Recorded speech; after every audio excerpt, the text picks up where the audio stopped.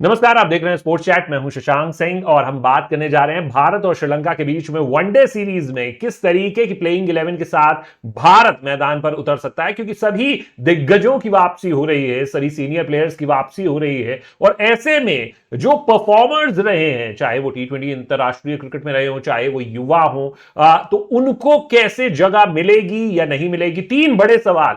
Opener कौन होगा, number एक। नंबर दो सवाल, क्या सूर्य कुमार यादव को किसी तरह फिट किया जा सकता है प्लेइंग 11 में, नंबर दो सवाल। और नंबर तीसरा सवाल कि बॉलिंग कॉम्बिनेशन क्या होगा, क्योंकि ऑप्शंस बहुत सारे दिए हैं चयनकर्ताओं ने। कैसे, ये आप सबसे पहले जो स्क्वाड है उस पर नजर डाल लीजिए। इससे आपको यह अंदाजा लग जाएगा कि हम किस प्लेइंग 11 की हम जिक्र कर रहे हैं। इसमें से, इन 16 में से हमें वो 11 चुनने हैं। और सबसे पहला सवाल है किसको लेकर कि रोहित शर्मा के साथ सलामी बल्लेबाजी करेगा कौन। अब देखिए, शिखर धवन को तो बाहर कर दिया गया है। क्यों किया गया है? क्योंकि अंतिम जो बांग्लादेश का मैच था वनडे सीरीज में, जहां पर हम हार गए, और अंतिम मैच में वहां पर ईशान किशन को मौका मिला, वहां पर उन्होंने दोहरा शतक लगा दिया। 126 गेंदों पर सबसे युवा खिलाड़ी बन गए और सबसे तेज दोहरा शतक लगाने वाले प्लेयर भी बन गए हैं। तो ऐसे में क्या आप उन्हें ड्रॉप कर सकते हैं प्लेइंग 11 से? ये बहुत बड़ा आस्क होगा।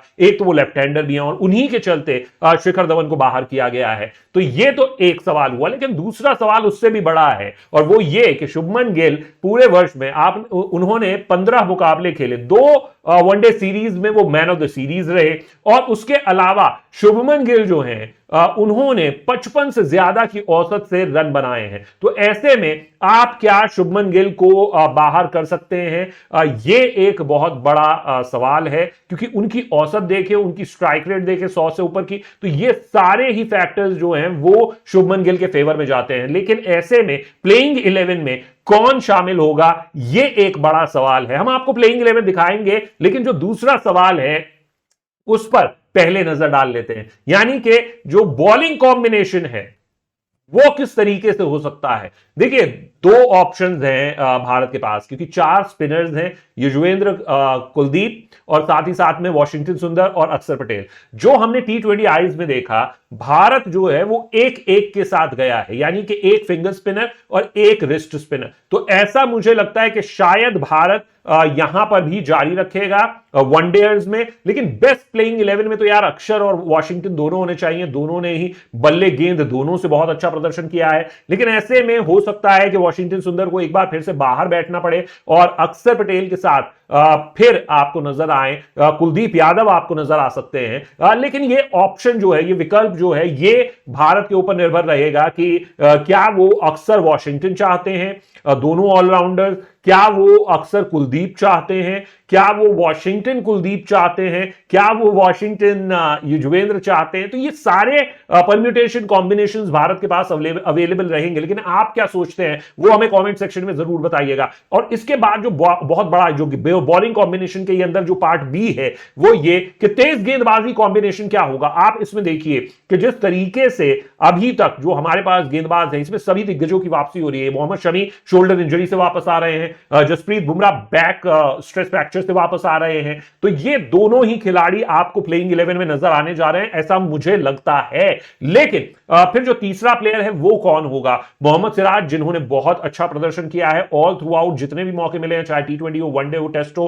उसके अलावा नंबर 2 यानी कि उमरान मलिक, उनको आप बिल्कुल भी बाहर नहीं छोड़ना चाहेंगे। That is the x factor. वो ऐसे खिलाड़ी हैं जो अपनी रफ्तार से बार बार जो क्राउड्स को बुला रहे हैं, जो लोगों को देखने पर मजबूर कर रहे हैं। ऐसे में उस खिलाड़ी को आप बाहर कैसे छोड़ेंगे? और तीसरा खिलाड़ी अर्शदीप सिंह, क्या आप उसे बाहर छोड़ेंगे? तो ये तो बहुत ही भैया दक्ष प्रश्न हो गया, कौन सा खिलाड़ी खिलाए, किसको बाहर बिठा दे। तो यही ऐसा ही होना चाहिए, यानी कि प्रॉब्लम ऑफ प्लेंटी होना चाहिए। ये प्रॉब्लम जो है वो अच्छी होती है भारतीय क्रिकेट के लिए, लेकिन द्रविड़, उन्हें क्या करना है? और यही सबसे बड़ा सवाल। अब जो तीसरा सवाल है वो ये कि भैया आप खिलाएंगे किसे? यानी कि आप जो है वो, क्या आप सूर्य कुमार यादव को खिलाएंगे या फिर आप खिलाएंगे केएल राहुल को। तो सबसे पहले क्या करते हैं कि सूर्य कुमार यादव के आपको स्टैट्स दिखा देते हैं। ये सूर्य कुमार यादव का प्रदर्शन है, 16 मैचों में 384 रन, 32 की औसत, 100 से ज्यादा की स्ट्राइक रेट, 64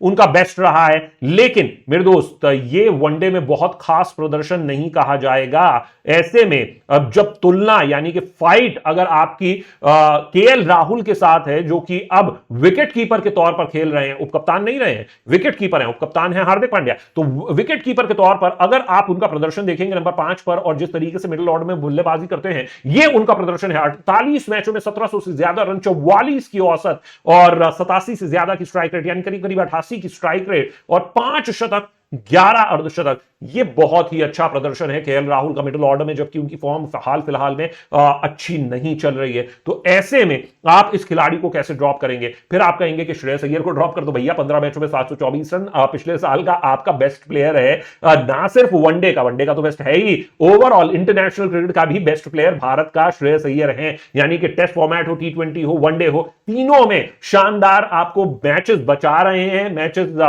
टफ सिचुएशन से निकाल कर आपको दे रहे हैं और मैचेस जितवा रहे हैं। ऐसे प्लेयर को आप बाहर नहीं कर सकते हैं, तो वो तो आप भूल जाइए। तो ऐसे में क्या होगा, क्या सूर्य कुमार यादव ड्रॉप होने जा रहे हैं? क्यों? क्योंकि न्यूजीलैंड सीरीज में वो पिक हुए थे और जो टीम उसके बाद सिलेक्ट हुई है वो हुई है ये वाली टीम श्रीलंका की, क्योंकि बांग्लादेश वाली उसी के साथ हो गई थी। तो यहां पर जो टीम सिलेक्ट हुई है उसमें अब क्या वो उन्हें ड्रॉप कर दिया जाएगा वनडे से? ये एक बहुत ही बड़ा सवाल है, क्योंकि जब आप ये आंकड़े देखते हैं सूर्य कुमार यादव के, तो आपको फिर बहुत सोचना पड़ता है कि भैया क्या ऐसे खिलाड़ी को आप ड्रॉप कर सकते हैं जो T20 क्रिकेट में आतंक मचा रहा है, जिसने 43 पारियों में 3 शतक लगा दिए, 13 अर्धशतक हैं, 46 से ज्यादा की औसत, 180 की स्ट्राइक रेट, मजाक बना दिया भैया क्रिकेट को। ये सूर्य कुमार यादव कह रहे हैं, पूरी दुनिया जो है वो दीवानी हो रही है सूर्य कुमार यादव की। और यहां तक कि जो BCCI है उन्होंने भी best player of the year का खिताब T20 में दे दिया था